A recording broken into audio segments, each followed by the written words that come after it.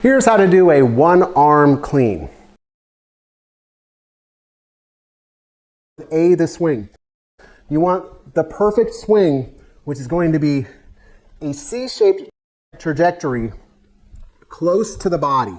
You need to have a slight bend in the elbow, and you need to be able to float that kettlebell. You want your handle to be facing vertically, straight up and straight down. It's important to be able to let go of this kettlebell and know where it's going to be when it's in space. And then B, you want to be able to practice that perfect hand insertion. So you're going to let go and you're going to push that hand through the window and be able to freeze it for just a split second. If you have a slightly heavy kettlebell, it doesn't have to be long. Just practice getting your hand into the window. And when you push your hand through that window, that kettlebell handle should rotate around the bell and the kettlebell should just go perfectly into that false grip, all right, that Olympic grip. Once you've practiced that and you've got that dialed in, then it's just a matter of bringing the elbow to the trunk, which puts this kettlebell perfectly in the rack position.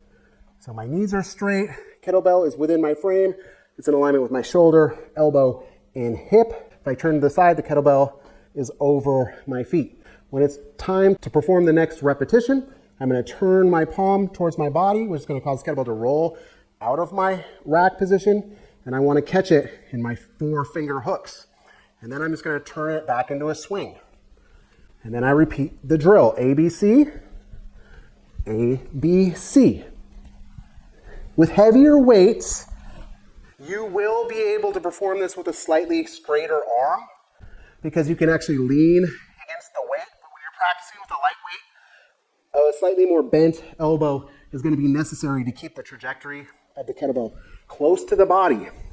Some of the non-negotiables are going to be catching this bell softly, first by inserting the hand and then guiding the elbow softly down to the rack.